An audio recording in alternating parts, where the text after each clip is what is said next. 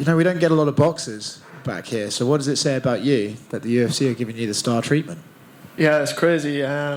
Look, I just want to thank Dana White for having me here, and I want to thank Howlerhead Whiskey as well for coming on board. You get it's still working. Right. So how did that all start to come together? When did you start hearing from them, and you know, are you kind of surprised by the buzz you're generating already? Yeah, well, I met Dana White through Tom Loeffler. I went to the UFC, I went to the PI, I met Dana. That was actually before my first fight, I think. Or was it? Maybe it was for my second fight. But yeah, it's unbelievable just being here, just having Dana White on board, the buzz, it's crazy, it's unbelievable. Maybe Dana's seeing another Irish guy. Yeah, maybe. I think he loves the Irish. I think that's what it is. Did you have training with Tony Ferguson when he was down there with Freddie Roach? Yeah, I trained with Tony a lot. Yeah, me and Tony run together. I wrestled with Tony. Yeah, we done a lot of stuff together. Yeah, me and Tony. I can imagine him being a quirky guy to work out with. Yeah, it's crazy. Yeah, training with Tony. I never wrestled before in my life, and I actually wrestled with Tony Ferguson for the first time. How did that go for you? Yeah, crazy. Unbelievable. Crazy experience, yeah. What's it like seeing the UFC show? I mean, I don't know if MMA is something you ever want to get into, but certainly seeing the bright lights and seeing where your career could go. What's it been like, this experience? Yeah, the UFC is definitely something I've always been interested in. I always watched it back home in Ireland, and just being here and seeing all the lights and actually seeing it in real life, it's crazy. It's a feeling. I'd love to get on a stage like this myself. How do you rate Tony's boxing? Tony's boxing is good. Tony's boxing is very good. He hits very hard. I was actually surprised when I first met Tony. Like, his boxing is very good, to be fair. It's funny because he's so out there in the cage, right? You don't see really traditional boxing from him, do you? So. No, but Tony has a lot of power. He hits very hard. How do you see the fight going tonight? I want Tony to win. I just hope. I hope he does it. I hope if Tony wins, he's back on top. Yeah. He's back in the game, and yeah, I really hope Tony wins. Michael Chandler is a very tough opponent. But I think Tony can pull it off. I think he's back. I trained with him a couple of weeks ago, and he was telling me he feels like he's back to himself. He's feeling good, so hopefully he can do it. Now, you come from the same country as a guy called Conor McGregor, obviously, and I'm sure you being here is going to draw some comparisons there. If you could pick a fight for him when he comes back to the UFC, who would it be? Try and get your boy Tony paid, if you say him. Yeah, he could fight Tony. Yeah, if Tony wins tonight, maybe they could fight. But it just all depends on what weight McGregor's going to fight at. I know he's about 200 pounds now at the moment. Yeah, but him and Tony would be a good fight, yeah. You been down to the Forge yet? No, I haven't. No, not yet. Good. Yeah. Mm-hmm. Yes. Has Tony been trying to convince you to transition over to MMA at all? I don't think so. I think he likes the idea of me boxing, but definitely if I ever was going to transition, I would train with Tony. So obviously people are going to ask, why are you here at the UFC? There's got to be something that the UFC fans should know about you. Why should they watch you? Just because I'm the next big thing to come out of Ireland in boxing. I'm going to be the Conor McGregor of boxing. Thank you. I'm curious because Tony is pretty well known among MMA circles for, let's say, unusual training methods. He does some quirky things out there, and I wonder, have you seen an example of any of these type of things? Yeah, definitely. Me and Tony, when we go running, he brings all these drills into it, American football drills, all these kind of stuff. And anytime I did go running with Tony, it was the middle of the night. Tony shows up to my house at 12 o'clock at night, and we just go running. Yeah, but there's a lot of unusual training, but it's good. I like it. It's fun. It makes things fun, and I enjoy it. What's the latest he showed up and said, hey, let's go on a run? Yeah, it was one night, actually, he texted me. I think it was 11:30, 12 at night, and he was just like, let's go. He just texted me, let's go. And I was like, all right, let's go. How long are you running at 12 o'clock at night? I think we trained for 4 hours, yeah. Oh, you got back at 4 a.m.? Yeah, it was crazy, yeah.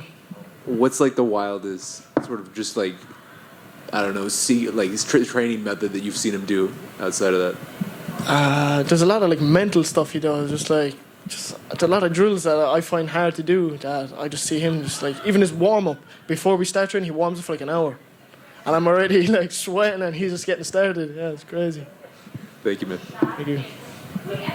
You got 2-0 professional record. How many amateur fights do you have in you? Because it's kind of odd to see you already headlining a big event that's going to be on Fight Pass. Yeah, I had 120 amateur fights. I won 6 national titles. I won a European gold medal.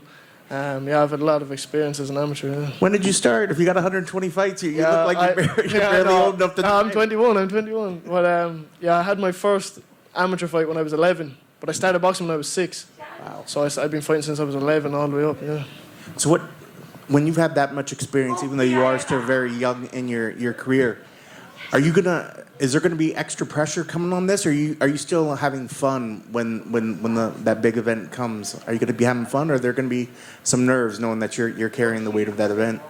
There's a small bit of nerves, but at the end of the day, I've had 120 amateur fights. I'm 2-0 as a pro. I've only fought for 70 seconds or something like that. But yeah, no, I'm still having fun. I'm enjoying it. I love this. This is what I've always wanted to do, and now I'm here. Is the fact that you do have 2 wins and both are KOs, is that something that Dana kind of commented on, your skill set? Yeah. I think Dana likes to see the knockouts. He likes to see the Irish doing well, and I think next week I'm going for another first round knockout, hopefully. And then last thing for me, you mentioned working with Tony and Freddie, but what's it like working with Freddie Roach? Freddie Roach is the best coach in the world. Unbelievable. I've been with Freddie for the last year and a half, and it's just unbelievable. Training the wild card, you don't know who's going to walk in the door. I'm getting world-class sparring. It's the best gym in the world. It's the best place for me to be anyway. Even the last year and a half, I've improved so much, and just even since my last fight, I think next week we'll see a big improvement again.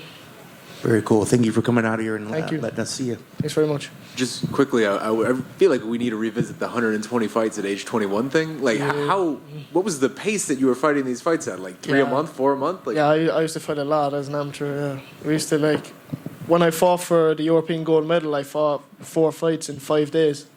So I was I had fought Monday, Tuesday, Wednesday, I had Thursday off, and then I fought the final on Friday. You might not know the answer, but what if you do? What's the most fights you've had in 1 month? 1 month, probably 5 fights, maybe 5 or 6 fights. Maybe. My goodness. Yeah. Well done, man. Yeah, thank you. Hey, Callum, over here. I saw you were at Madison Square Garden the other day. You caught a Rangers game. How would you like to fight at such a historical place for boxing, such as MSG? Yeah, I'd love to fight in MSG. Just being there the other night for Katie Taylor and just seeing all the Irish fans showed up, I would love it. It was unbelievable, the feeling of the crowd, everything. I would definitely love to fight in Madison Square Garden. And I saw the other day, or a couple weeks ago, you were with Deontay Wilder. Did he give you any advice for your career moving forward, or what can you say about him? Yeah, Deontay Wilder's actually planning on coming to my fight next week. We were playing golf together, and he actually texted me. Well, his wife texted me, and they wanted to come to my fight. So I think we sorted them out with tickets and stuff. So he will be there next Thursday. I saw you said you were the Irish Tiger Woods. And then finally, do you have any rooting interests or predictions for the main event tonight? We got Oliveira taking on Gaethje. Yeah, I like Gaethje. I think I can see Gaethje win. He's very tough, and I don't know. The only way I can see Oliveira winning maybe is submission. Thank you, man. Thank you. Callum, yeah, you've obviously made some lofty comparisons. You could want to be the next Conor McGregor, the next Tiger Woods, obviously the next yourself. But can you do that just from fighting? Do you have to be a name outside? Do you have to do things outside the ring to gather that kind of attention, or can you just do it through your fighting?